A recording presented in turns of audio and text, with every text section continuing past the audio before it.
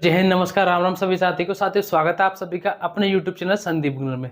साथियों, आज जो हम बात करने वाले हैं, आज हम बात करेंगे जो यूपी पुलिस कांस्टेबल का आपका जो एग्जाम होने वाला है 60,244 पदों पर जो भर्ती आई थी उसके ऊपर। देखिए, आप सभी को पता है कि आज जो तारीख है वो 6 फरवरी है और उसके बाद आपका जो एग्जाम होना है वो 2 डेट में होना है। एक तो आपका 17 फरवरी और एक 18 फरवरी। ठीक है, तो हम एक लगभग आप मान सकते हैं कि आपका जो टाइम है अब 10 दिन बचा है। कितना टाइम बचा आपके पास? अब बचा आपका 10 दिन। तो आपको मैं बताऊंगा कि अब आपको आखिरी 10 दिन में क्या पढ़ना है। तो देखिए, जो सबसे पहले जरूरी चीज है ना, आपको मैं वो बता दूं आपको कि आपको क्या नहीं पढ़ना है। अब मैं आपको बताऊं कि आपको इस टाइम अब कुछ नया नहीं पढ़ना है।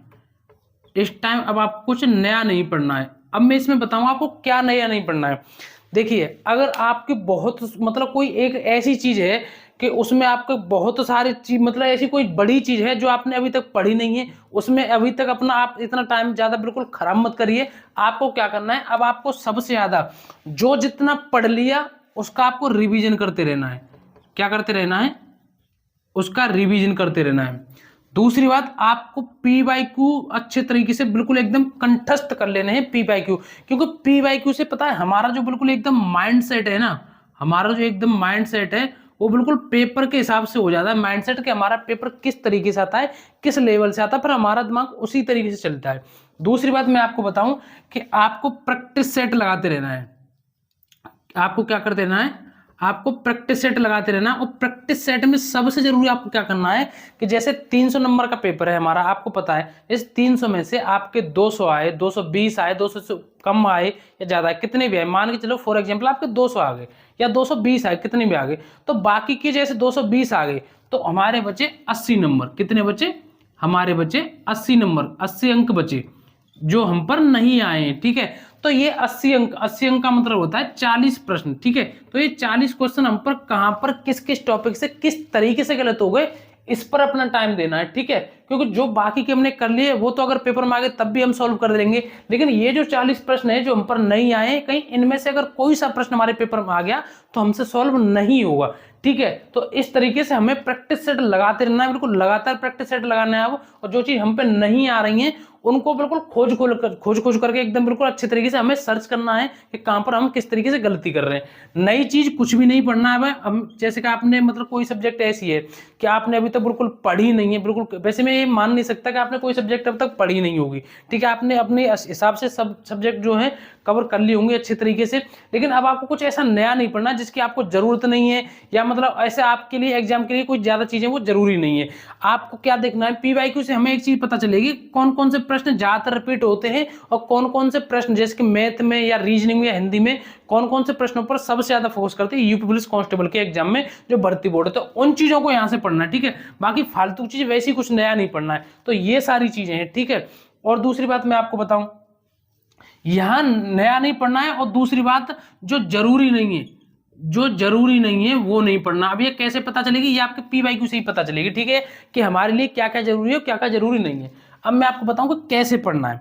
तो देखिए, आपको क्या करना है कि जैसे हमने कोई भी चीज पढ़ ली, जैसे फॉर एग्जाम्पल हमने क्या किया कि जैसे फॉर एग्जाम्पल हमने संसद पढ़ लिया। ठीक है, हमने संसद पढ़ लिया। ठीक है, तो संसद पढ़ने के बाद हमारा काम यही खत्म नहीं हो जाता। संसद के बाद हमको उसका पहले तो रिवीजन करना है। हमको उसका पहले रिवीजन करना है। संसद के बाद जो आपको अपना टॉपिक दूसरा पढ़ना उसको पढ़िए, लेकिन उसके साथ साथ जो हमने पिछला कुछ पढ़ा जैसे संसद पढ़ी तो उसका रिवीजन करना। उसके साथ साथ उसके कुछ एमसीक्यू लगाने हैं, क्योंकि जब आप बहुविकल्पीय प्रश्न लगाएंगे तो उससे आपकी प्रैक्टिस रहेगी। और मैंने भी आपको बताया था कि एक मैंने ये लूसेंट की बुक बताई थी जीएस की, जो कि ऑप्शनल है। अगर आपके पास कोई दूसरी हो तो उससे कर लेना। इसमें क्या है, टोटल कोई भी टॉपिक हो, किसी भी तरह का, किसी भी जीएस की सब्जेक्ट का, इसमें टोटल वस्तुनिष्ठ प्रश्न ही दे रखे हैं आपको। तो इस तरीके से आप करना है। और उसके बाद जैसे कि मैथ में हम पढ़ रहे हैं, मैथ में आपने पढ़ी प्रतिशत पढ़ा, मैथ में आपने प्रतिशत पढ़ा। और इसके बाद आप कोई सा भी टॉपिक पढ़ रहे हो, जैसे कि आप लाभ हानि पढ़ रहे हो। ठीक है, लाभ हानि पढ़ रहे हो या औसत पढ़ रहे हो, कुछ भी पढ़ रहे हो, उसको पढ़िए। आपका अगला कोई टॉपिक है उसको करिए, लेकिन इसके बाद इसका थोड़ा सा रिवीजन करिए। अब इसमें रिवीजन करने क्या रहता है कि जैसे इसमें को जो जिस तरीके से जो लॉजिक लगते हैं वो हमसे आ रहे हैं या नहीं आ रहे हैं, किस तरीके से प्रश्न निकालते हैं, उनको एक बार देख लीजिए। फिर उसके बाद इसके भी प्रश्न लगाइए, उसके बाद इसके भी प्रश्न लगाइए, इसी तरीके से रीजनिंग करिए। ठीक है, तो ये मैंने आपको बता दी किस तरीके से पढ़ना है। कुल मिलाकर के कुछ भी आप पढ़ रहे हैं उसका रिवीजन करते रहना, मतलब हम जो पिछला टाइम से पढ़ते आ रहे हैं उसका रिवीजन करते रहिए, उसके बाद उसके प्रश्न भी लगाइए। तो इस तरीके से अगर आप करते रहेंगे ना तो बहुत मतलब इस चीज का बेनिफिट मिलेगा आपको। और मैं आपको बता रहा हूँ कि प्रैक्टिस, देखिए मैं आपको बार बार लिख रहा हूँ यहाँ पर, अब प्रैक्टिस सेट जरूर लगाएं आप। ठीक है, अब आप प्रैक्टिस सेट लगाते रहिए और उससे अपनी कमियों को पूरा मतलब करते रहिए। जहां जहां आप कमी कर रहे हैं, जब तक आपके अंदर जो जितनी भी कमी है वो कमियों को आप बाहर नहीं निकालेंगे तब तक हमारा नैया पार नहीं हो पाएगी। तो इसलिए, और एक बात और बता दूं आपको, अगर आपका स्कोर 220 आ रहा हो या 230 आ रहा हो या 240 आ रहा हो, फिर भी इतने ओवर कॉन्फिडेंस में नहीं रहना है कि मेरे तो 220 आ गया, 240 आ गए, बस अब मुझे कोई नहीं रोक पाएगा। फिर भी मतलब एक अच्छे विद्यार्थी की पेंशन क्या होती है कि हमने जितना भी अंक हासिल कर लिया, हम जितना भी स्कोर कर रहे हैं अपने पेपर में, उसके बाद फिर भी हमें कोशिश करनी है कि हमारा और हासिल हो, मैक्सिमम से मैक्सिमम स्कोर कर पाए। और मैं आपसे एक प्रश्न पूछूंगा, अगर आप यूपी पुलिस कांस्टेबल की सीरियस होकर के तैयारी कर रहे हैं तो मैं आपसे एक प्रश्न पूछूंगा।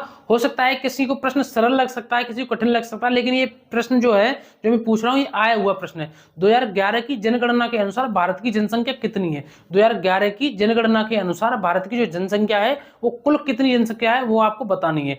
और इसी के साथ साथ आपको ये जो आंसर है कमेंट में देना है। इसके साथ साथ आपको और भी कोई डाउट है वो भी आपको कमेंट में देना है। हमारा एक टेलीग्राम ग्रुप है, उससे भी जुड़ जाए, उसकी जो लिंक है मैंने डिस्क्रिप्शन में दे दी है। अब मिलेंगे अगली नई वीडियो में एक नए टॉपिक के साथ। जय हिंद, नमस्कार, राम राम।